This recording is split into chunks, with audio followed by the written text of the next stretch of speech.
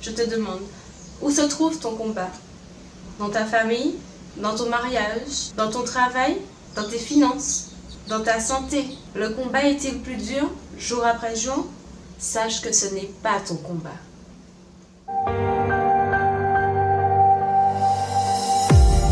I'm so in love with you. I'm so in love with you. Il est fort possible que vous vous soyez déjà retrouvé dans une situation où il vous semble que toutes les ressources que vous avez déployées n'ont servi à rien. Lorsqu'on tente de mener sa vie le plus sainement possible, on peut être sûr que des événements vont se présenter avec cette sensation que l'ennemi se déchaîne contre nous. Et ces situations nous rendent inquiets, mais sachez qu'il n'est pas normal d'avoir peur. Si vous ressentez cette peur, cette inquiétude, c'est parce que vous ne maîtrisez pas votre combat. Nous allons analyser le combat de nos vies en 3 questions, 3 réponses. C'est parti!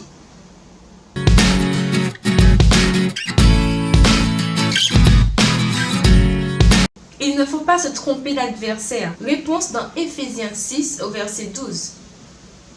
Non, ce n'est pas contre des êtres humains que nous devons lutter, mais c'est contre des forces très puissantes, qui ont autorité et pouvoir. Nous comprenons tout de suite que ce ne sont pas contre les êtres humains que nous devons lutter, mais plutôt contre les esprits méchants, les esprits mauvais qui se cachent derrière ces situations qui se posent dans votre vie. Et pour faire face à un tel adversaire, il faut être armé.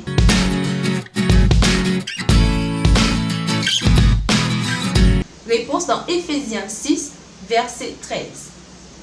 C'est pourquoi prenez toutes les armes de Dieu, ainsi dans les mauvais jours, vous pourrez résister. Et après avoir bien lutté, vous resterez debout. Alors debout, prenez la vérité comme ceinture, mettez la justice comme cuirasse. Prenez comme sandale l'ardeur pour annoncer la bonne nouvelle de la paix, toujours et partout. Prenez le bouclier de la foi. Avec lui, vous pourrez éteindre les flèches brûlantes de l'esprit du mal. Recevez aussi le casque du salut et l'épée de l'Esprit Saint, c'est-à-dire la parole de Dieu. Priez sans cesse. Je comprends là que les armes qui me sont proposées et qui me sont attribuées ne sont pas des armes de guerre, ce sont des armes spirituelles. Peut-être que vous avez utilisé les armes que vous pensiez nécessaires, comme la colère, la vengeance. Mais là ne sont pas les armes qui vous ont été attribuées. Nous voyons ici apparaître de nouvelles armes, bien plus puissantes que ce que nous avons vu jusqu'à maintenant. Nous sommes armés, nous connaissons notre adversaire. Maintenant, comment combattre?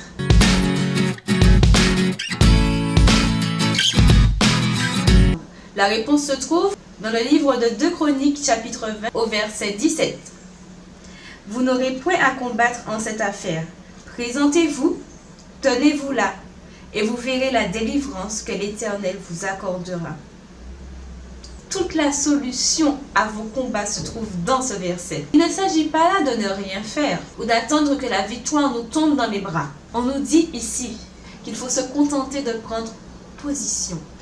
Prendre position pour Dieu, et c'est là que toute la puissance de ces armes que nous avons revêtues va se refléter dans notre vie et que nous verrons les choses différemment et les combats de notre vie s'aplatir sous nos pieds. Elle démontre que vous avez pris conscience de votre véritable identité en tant qu'enfant de Dieu. Vous reconnaissez qu'il est plus puissant que ces difficultés qui se présentent sur votre route. Et vous admettez que quoi qu'il advienne, vous êtes dans le camp des vainqueurs. Tout cela signifie que nous combattons sans répondre, mais en vous mettant en prière. Et je vous donne tout de suite un cas pratique. Nous connaissons tous l'histoire de David et Goliath.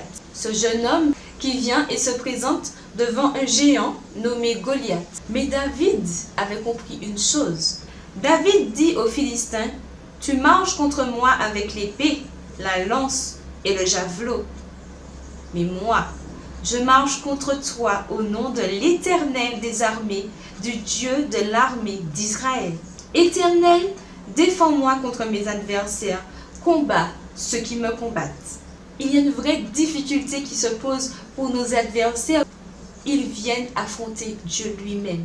Parce que c'est lui qui a pris la place dans notre vie et c'est lui qui agit en nous et c'est lui qui combat pour nous. Cessez de vous fatiguer. Et gardez vos forces plutôt pour vous tenir en présence de Dieu et laissez-le combattre à votre place. Les difficultés se présenteront malgré tout, mais elles ne résisteront pas devant vous.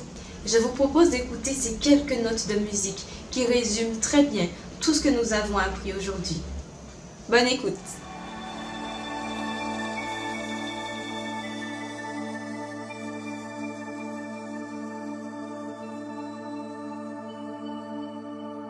Ce n'est pas mon combat, Éternel des armées, tu préserves.